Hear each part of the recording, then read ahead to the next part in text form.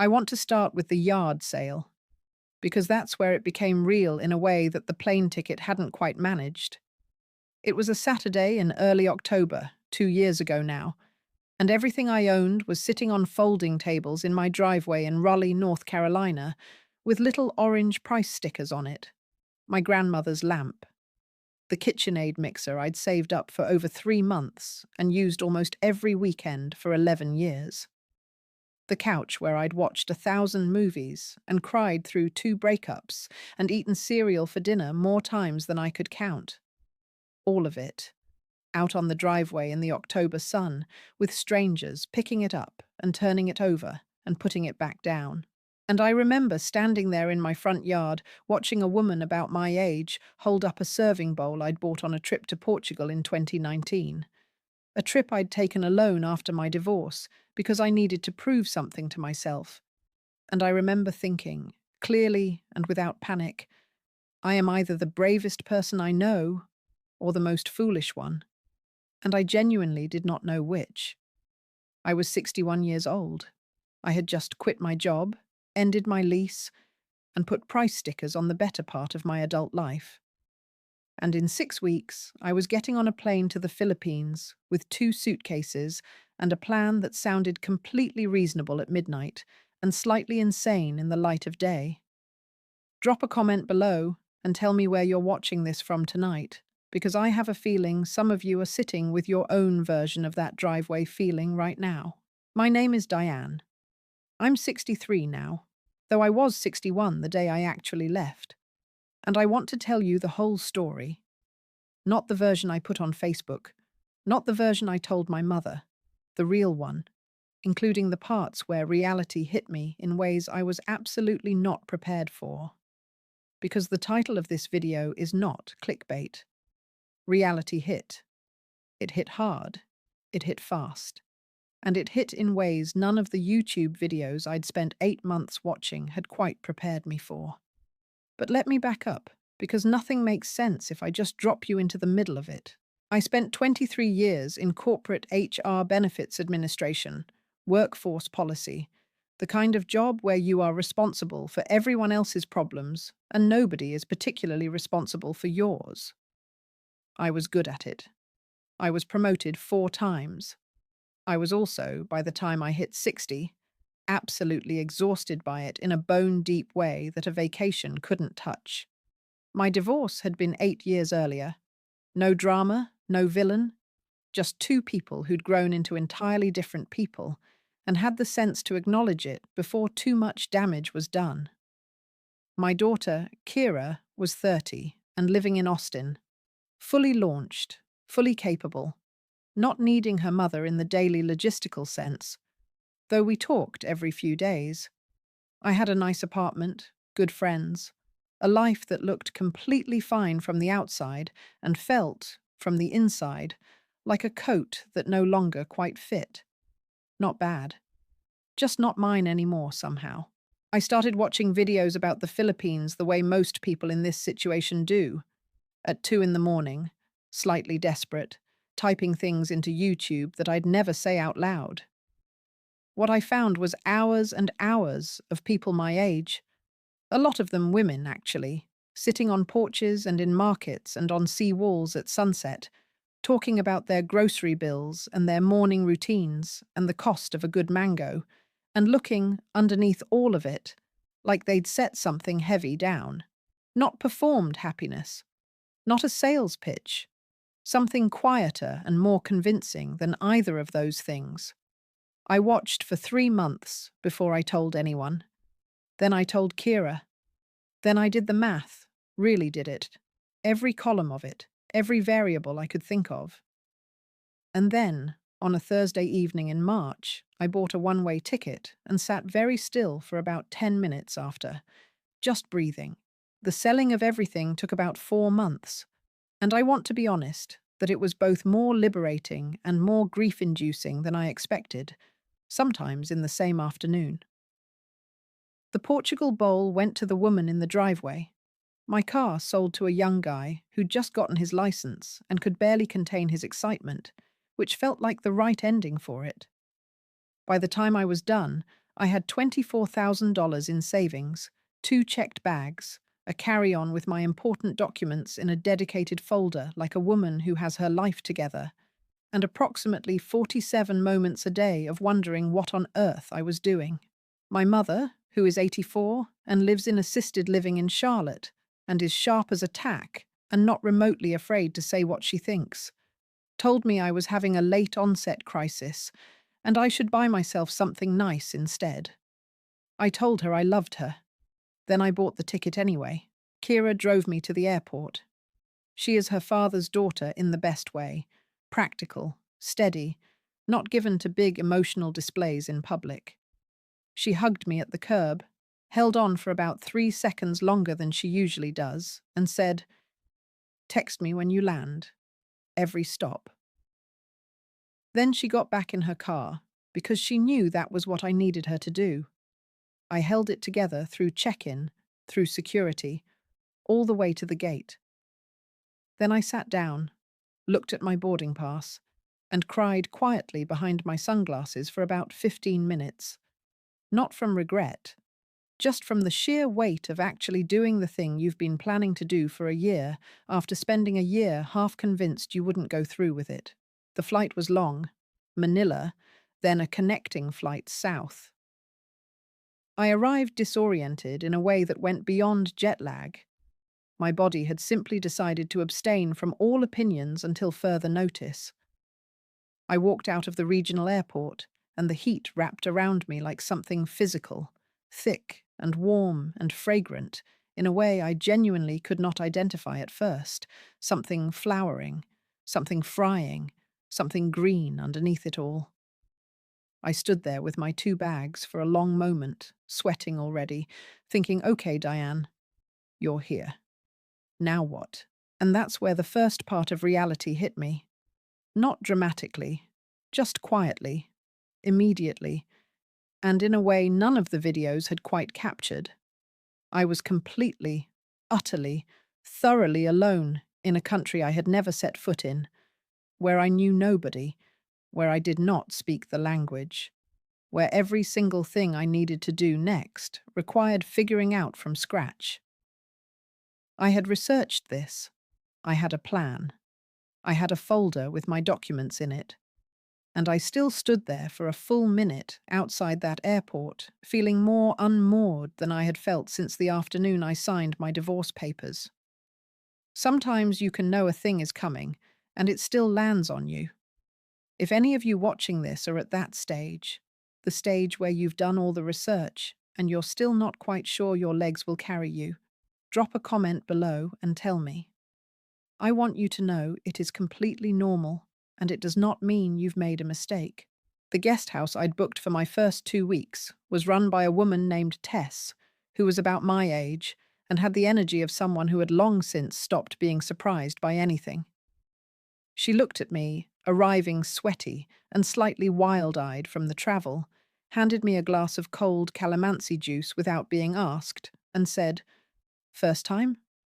I said yes. She said, "Good. First time is exciting. You'll be scared for about a week, and then you'll be fine." She was right about the timeline, roughly, which I appreciated later. Here is where I have to tell you about the parts that hit me, because that's what I promised, and I take that seriously. The heat was the first thing. I had read about the heat. I had watched videos about the heat. I had mentally prepared for the heat. What I had not done was actually experienced the heat, which turns out to be a completely different category of thing. I am from North Carolina. I know humidity. I was not prepared. For the first 2 weeks, I came back from any errand longer than 20 minutes, feeling like I'd done something athletic. I changed my shirt twice a day. I moved slowly, not by choice, by necessity, because my body simply refused to be rushed in that temperature. This got better, I want to tell you, but it got better over months, not days, and anyone who tells you otherwise is either 25 or not being fully honest. The second thing was communication. And this one surprised me more because I'd been told confidently that English was widely spoken in the Philippines, which is true, but true in a way that has considerable range and texture to it. In shops, in clinics, in the more central parts of town, conversations were easy, comfortable even.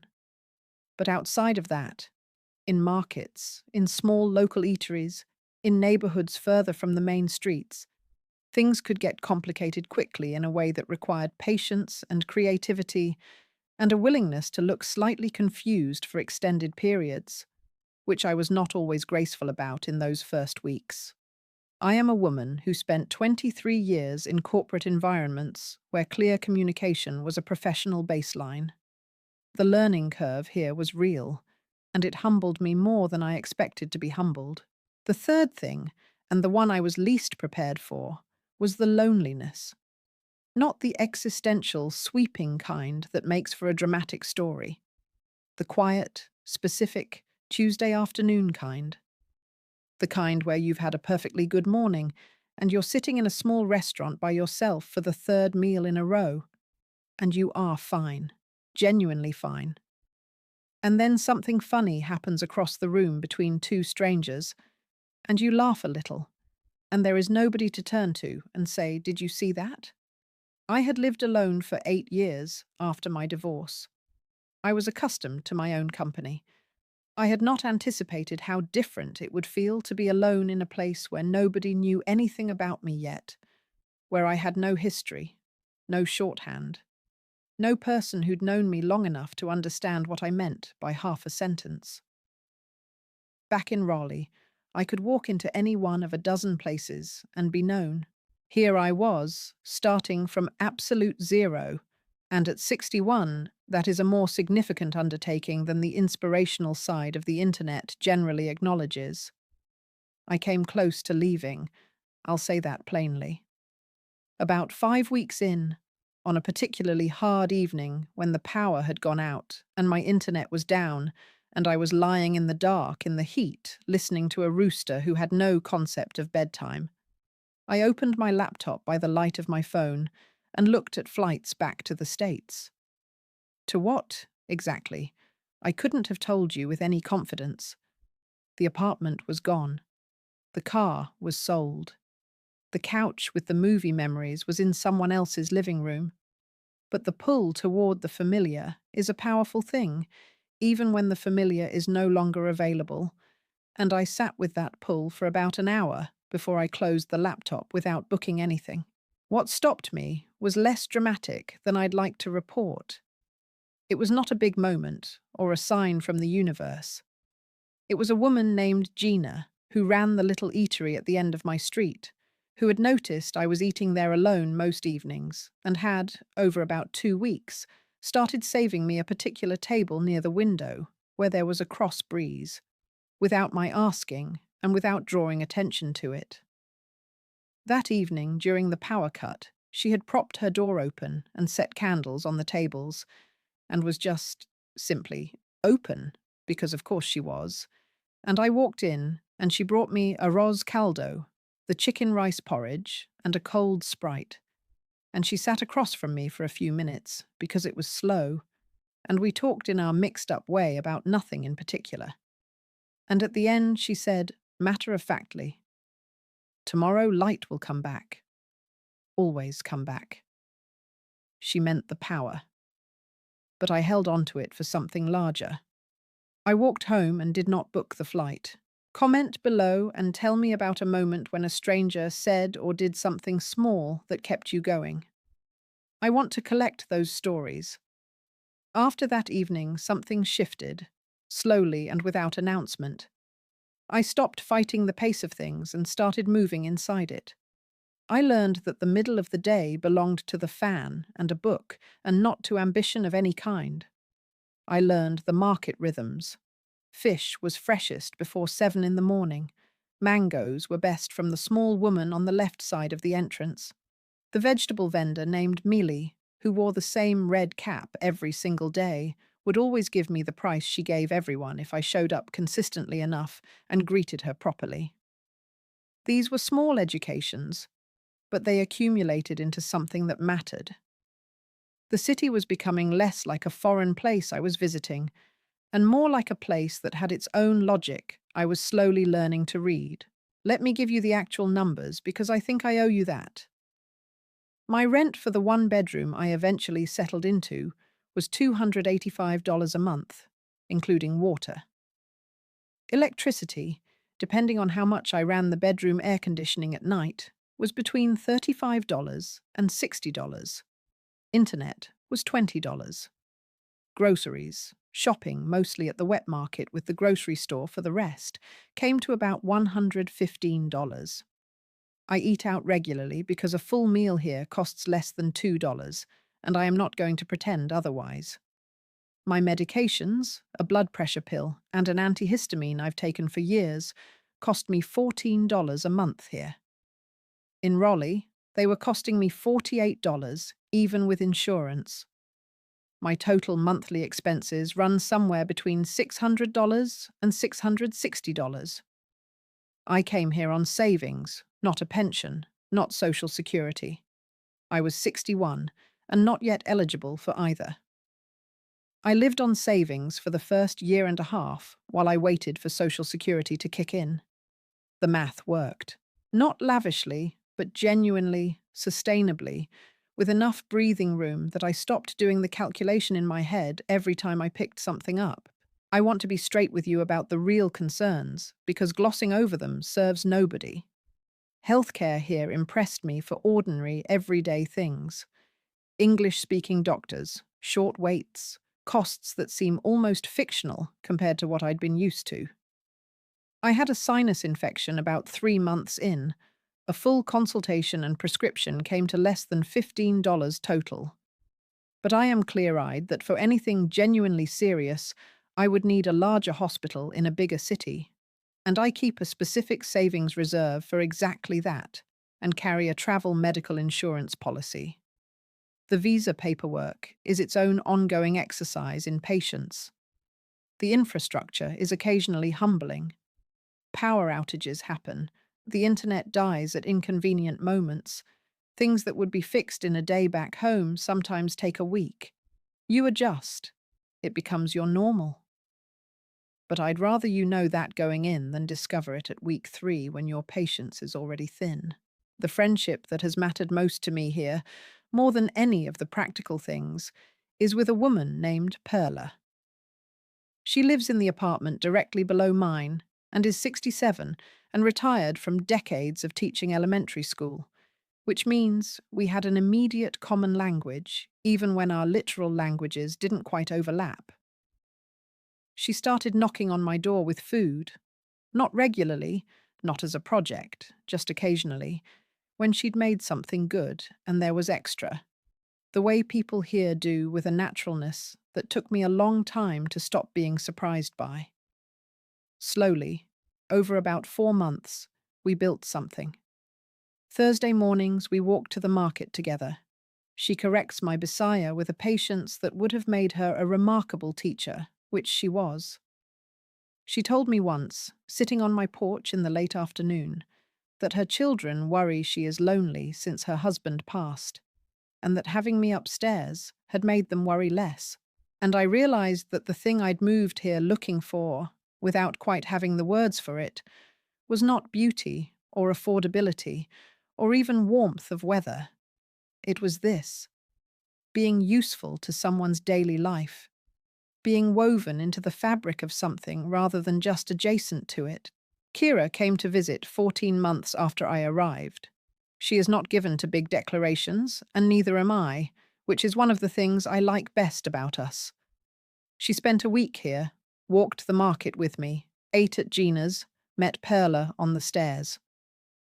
On her last evening, we sat on my porch with cold drinks while the street went quiet below us, and she looked around for a moment at the bougainvillea on the wall across the way and the gecko on my ceiling, and the fan turning slowly overhead, and she said, very simply, "Mum, you actually did it.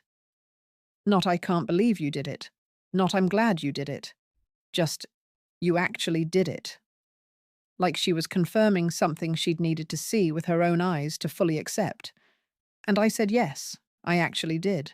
So here is what an ordinary day looks like now, because I think that's the most honest thing I can give you. I wake up early, light and heat, and roosters allow for nothing else. Coffee on my porch before it gets too warm, doing nothing for 20 minutes, but watching the street come to life, which is a habit I am fiercely protective of now. A walk to the market with Perla most mornings. Slow, stopping to talk to Melly and whoever else crosses our path. Afternoons I read, or write in the journal I started keeping about 6 months in, or video call Kira and watch her tell me about Austin while I watch the fan turn. Gina's for dinner more evenings than I cook. Thursday mornings with Perla. Sunday, I walk the boulevard along the waterfront when the light is going that deep amber gold and the whole city comes outside, and I am one of the people in it, not watching from a window. People ask me if I regret it. If I regret selling the couch and the KitchenAid and the Portugal bowl. And the honest answer is that I don't regret any of it except the bowl a little bit. It really was beautiful. But more than that, people ask me whether it was worth it. The fear, the hard weeks, the evenings when I almost booked the flight home, the loneliness that was more real and more specific than I'd let myself imagine before I came. And the answer to that is so clearly yes that it almost doesn't need saying. Almost. I'll say it anyway. Yes. Not because everything is perfect, because it isn't. Not because every day is easy, because some of them aren't. But because I am 63 years old and I live a life that belongs to me, entirely and specifically, built from scratch on the other side of the world, from everything that used to be familiar, and every single piece of it I put there myself. If you are sitting somewhere right now with a version of that driveway feeling, everything on the table, strangers picking it up and turning it over, that vertiginous mix of bravery and foolishness, and not quite knowing which one is winning. I want you to hear this from someone who stood in exactly that driveway. Do the math carefully. Plan for the hard parts, honestly. And then, if the math works and the plan is real, go.